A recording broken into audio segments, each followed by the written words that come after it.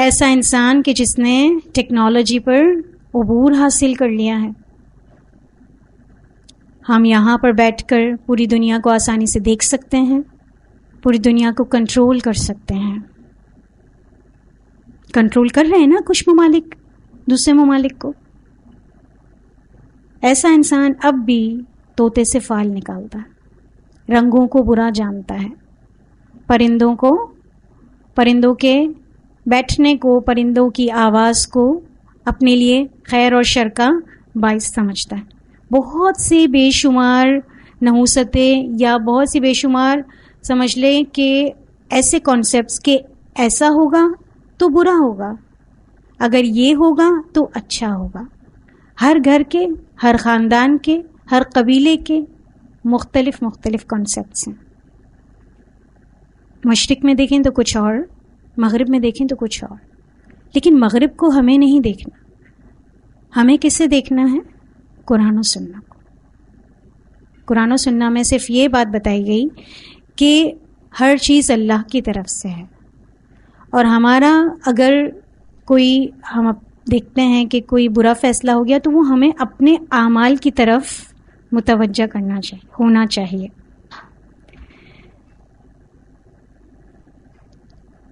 اسی وجہ سے اسلام میں کوئی دن, جگہ یا انسان منحوس نہیں, بلکہ انسان اپنا طرز عمل, رویہ, اخلاق اور طریقہ دیکھے کہ کیا وہ درست طریقے پر چل رہا ہے یا نہیں. ارشاد باری تعالی ہے, ما اصابک من حسنۃ فمن اللہ وما اصابک من سیئۃ فمن نفسک. سورۃ نساء کی آیت نمبر 79. کوئی بھلائی جو تمہیں پہنچے تو وہ اللہ کی طرف سے ہے, اور کوئی برائی جو تمہیں پہنچے تو وہ تمہارے نفس کی طرف سے ہے. اب ایسا شخص جو برا شگون لیتا رہا, اس کے بارے میں آپ صلی اللہ علیہ وسلم نے فرمایا, جو کسی چیز سے بدفعلی پکڑ کر اپنے مقصد سے لوٹ آیا اس نے شرک کیا. یعنی کوئی شخص کسی کام کا ارادہ کر لیتا ہے یا کسی طرف جا رہا ہے, لیکن اسے ایسا لگا کہ کوئی نہ کوئی ایسا کام ہو گیا کہ یہ تو بدفعلی ہو گئی, اور وہ اپنے مقصد سے لوٹ آیا تو اس نے شرک کیا. صحابہ کرام رضی اللہ عنہم نے پوچھا, اے اللہ کے رسول صلی اللہ علیہ وسلم, اس کا کفارہ کیا ہوگا؟ یعنی اگر کوئی شخص ایسا کر لے تو کیا ہوگا؟ فرمایا, وہ کہے, اے اللہ, تیری دی ہوئی بھلائی کے سوا کوئی بھلائی نہیں, اور تیری فعل کے سوا کوئی فعل نہیں, اور تیرے علاوہ کوئی معبود نہیں. یعنی اللہم لا خیر الا خیرک ولا طیر الا طیرک ولا الہ غیرک. اسے مسند احمد نے روایت کیا. مثال کے طور پر بدفعلی پکڑنا یہ ہے کہ کوئی جا رہا ہے اور راستے میں کالی بلی راستہ کاٹ جائے, اسی طرح کسی پرندے کی بیٹ اس کے اوپر گر جائے, یا پھر اس کے کسی چیز کو, کوئی چیز اس کے ساتھ تھی وہ چیز گر کر ٹوٹ جائے. اسی طرح ہمارے معاشرے میں ہم دیکھتے ہیں کہ ہاتھ پر خارش ہونا, سیدھے ہاتھ پر خارش ہونا کسی اور چیز کی علامت سمجھا جاتا ہے, الٹے ہاتھ پر خارش ہونا کسی اور چیز کی علامت سمجھا جاتا ہے. آنکھ جو پھڑکتی ہے اس کو بھی کسی نہ کسی اچھی یا بری چیز سے منسوب کیا جاتا ہے. کوے کا بولنا, شیشے کا ٹوٹنا, چپل کا الٹا رہ جانا, کینچی چلانا خالی اگر چلا رہے ہیں, اور بہت سی نحوستیں ہیں جو آپ اپنے معاشرے میں دیکھتے ہوں گے کہ لوگ اس کو سمجھتے ہیں کہ یہ اچھے یا برا کام کا فیصلہ کرنے والے. ایسا کچھ بھی نہیں ہے. ان ساری چیزوں سے خود کو بچانے کی ضرورت ہے. ایک اور چیز ہم دیکھتے ہیں کہ اگر کوئی کام برا ہوا ہوتا ہے تو ہم یہ غور کرتے ہیں, صبح پتہ نہیں کس کا منہ دیکھ لیا تھا. یہ تو عام بولا جاتا ہے, پتہ نہیں کس کی شکل دیکھ لی تھی کہ آج پورا دن برا گزرا. کچھ لوگ اسی لیے جو معاشرے کے کمتر لوگ ہوتے ہیں ان کو صبح دیکھنا پسند نہیں کرتے. ہو سکتا ہے جس کا کام خراب ہو اس نے صبح اپنا ہی چہرہ دیکھ لیا ہو, تو پھر اپنا چہرہ ساری عمر نہیں دیکھے گا. ہو سکتا ہے نا ایسا بھی ہو.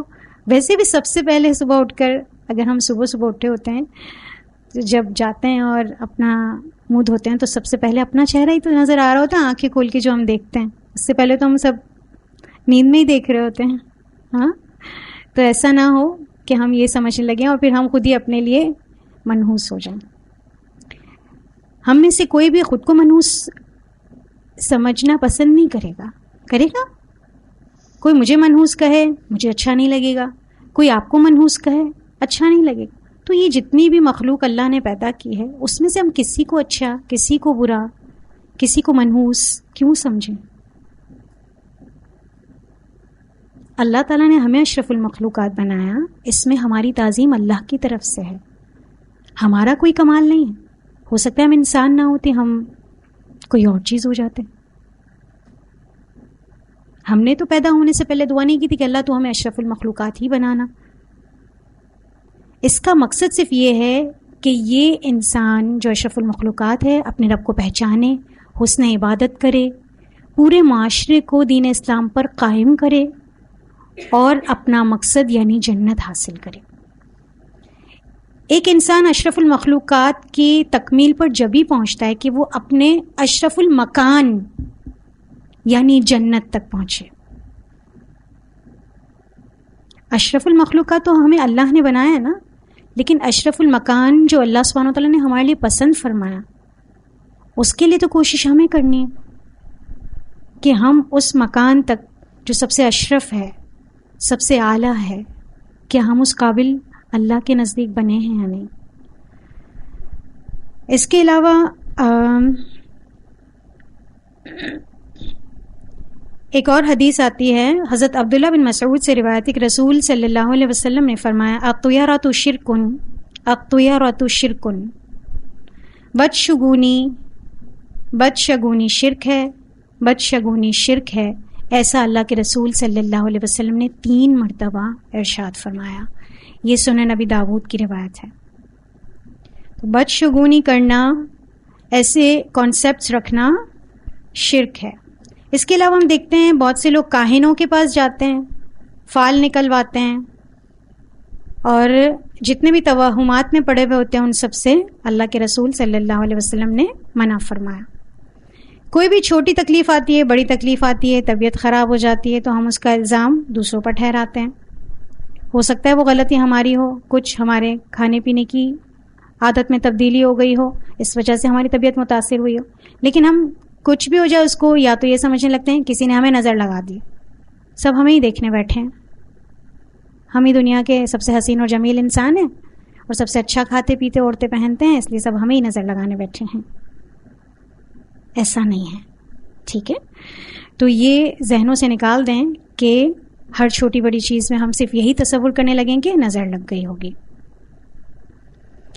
ایک اور چیز ہے کہ اگر انسان بہت زیادہ توہمات میں پڑتا ہے، بدشگونیوں میں پڑتا ہے، تو اس کا اللہ پر سے توکل، ایمان، اس کی جرات، اس کی بہادری، اس کی شجاعت کم ہونے لگتی ہے.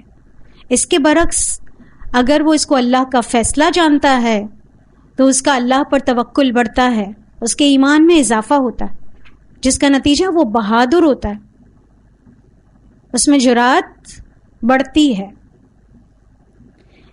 حدیث میں آتا ہے، حضرت ابو ہریرہ رضی اللہ عنہ سے روایت ہے کہ آپ صلی اللہ علیہ وسلم نے فرمایا، مرض کا لگ جانا یا نحوست یا الو کا بولنا اور سفر یعنی یہی ماہ سفر کچھ بھی نہیں، یعنی سفر کی نحوست کچھ بھی نہیں، اور جزامی سے یعنی کوڑ کے مریض سے اس طرح بچو جس طرح شیر سے بچتے ہو. یہ صحیح بخاری کی روایت ہے. اس میں 4 چیزیں بتائی گئیں. میں اس سے متعلق مزید احادیث بھی پڑھ لیتی ہوں، پھر ہم اس کو کنکلوڈ کریں گے. حضرت جابر رضی اللہ عنہ بیان کرتے ہیں کہ میں نے رسول صلی اللہ علیہ وسلم سے سنا، مرض کا لگ جانا، سفر کا مہینے کی نحوست اور بھوت پریت کچھ نہیں. اسے صحیح مسلم نے روایت کیا ہے. حضرت ابو ہریرہ رضی اللہ عنہ سے روایت ہے کہ رسول صلی اللہ علیہ وسلم فرماتے ہیں، کوئی بیماری متعدی نہیں ہوتی، نہ ہی الو کا نکلنا کچھ ہے، نہ ستارے کی کوئی تاثیر ہوتی ہے، اور نہ ہی سفر کا مہینہ منحوس ہے. اسے سنن ابی داود نے روایت کیا. کچھ چیزیں ہمارے سامنے آئی ہیں، اس میں سب سے بڑھ کر چیز سفر کا مہینہ جو ہر حدیث میں کامن ہے، جس کو ہم دیکھ چکے کہ سفر کے مہینے کی کوئی نحوست نہیں، ان تینوں احادیث سے واضح طور پہ پتہ چلتا ہے. دوسری چیز مرض کا لگ جانا، یعنی کوئی بھی بیماری متعدی نہیں ہوتی. اس کو آپ یوں سمجھ سکتے ہیں کہ جو بھی وبا پھوٹتی ہے ضروری نہیں کہ ہر شخص کو متاثر کرے. جو وبا آئی ہے وہ اللہ کے اذن سے اسی کو متاثر کرے گی جس کے لیے اللہ کا اذن ہوگا. اگر ہر بیماری متعدی ہو جاتی تو سب سے زیادہ متاثر کون ہوتا؟ ایک طبیب ہوتا، ڈاکٹر ہوتا، نرس ہوتا. وہ تو ہر بیماری سے پھر وہ مر ہی گئے ہوتا. کوئی ڈاکٹر بنتا ہی نہ، کوئی نرس بنتا ہی نہ، کوئی حکیم بنتا ہی نہ، کوئی لیبارٹری ہوتی ہی نہ جہاں پر ٹیسٹ کروانے جاتے ہیں. جو ٹیسٹ کروانے جاتا ہے وہ پیشنٹ ہوتا ہے نا، کسی نہ کسی مرض کا، اس کے مرض کی تشخیص کے لیے وہ جاتا ہے. تو وہاں تو کوئی بھی نہ ہو تو ہر بیماری متعدی نہیں ہوتی. اس حدیث کے آخر میں یہ بتایا گیا کہ جزامی سے یعنی کوڑ کے مریض سے اس طرح بچو جس طرح شیر سے بچتے ہو. کوڑ کا مرض ایسا مرض ہے جس میں انسان کے جسم پر پھوڑے نکلتے ہیں، جس کے بعد اس سے پیپ نکلتا ہے اور پھر اس حصے کا گوشت گل جاتا ہے اور وہ گرنا شروع ہو جاتا ہے. یہ اسکن ڈیزیزز میں سے سب سے ہائیسٹ کیٹیگری کی سب سے بدترین بیماری ہے. اس مریض میں سے بو آتی ہے، اس کو اپنے ان زخموں کو باندھ کر لپیٹ کر رکھنا پڑتا ہے، اس کو اپنے منہ کو باندھ کر رکھنا پڑتا ہے. ایسے مریض سے بچنا چاہیے. یہ اس حدیث سے پتہ چلتا. ایک اور مرض ملتا ہے طاعون، جس کے متعلق آتا ہے کہ جہاں یہ مرض ہے وہاں جاؤ نہ، اس بستی میں، اور جس بستی میں یہ مرض ہے وہاں کے لوگ کہیں اور نہ جائیں. لیکن ہمارا عقیدہ یہ پختہ ہونا چاہیے کہ کسی بھی مرض کا کسی کو متاثر کرنا سراسر اللہ کے اذن سے، لیکن احتیاط کرنا، حفاظت کی دعائیں پڑھنا، شفا کی دعائیں پڑھنا، یہ اللہ کے رسول نے ہمیں سکھایا ہے. مثلا اگر آپ کو پتا ہو کہ کسی راستے سے آپ گزر رہے ہو، وہاں کی دیوار کمزور ہے، گرنے والی ہے، تو آپ وہاں سے گزریں گے، احتیاط کریں گے. تو احتیاط کا کانسیپٹ دین نے دیا ہے، لیکن اس کا مطلب یہ نہیں ہے کہ ہم اس شخص سے کنارہ کش ہو جائیں. ٹھیک ہے. اور کیا چیز آ گئی؟ نحوست آ گئی، وہ ہم نے پڑھ لیا. بیماری کا پڑھ لیا. الو کا نکلنا، اس وقت عربوں میں الو کا بولنا یا الو کا نکلنا جو ہے وہ بدفعلی سمجھا جاتا تھا.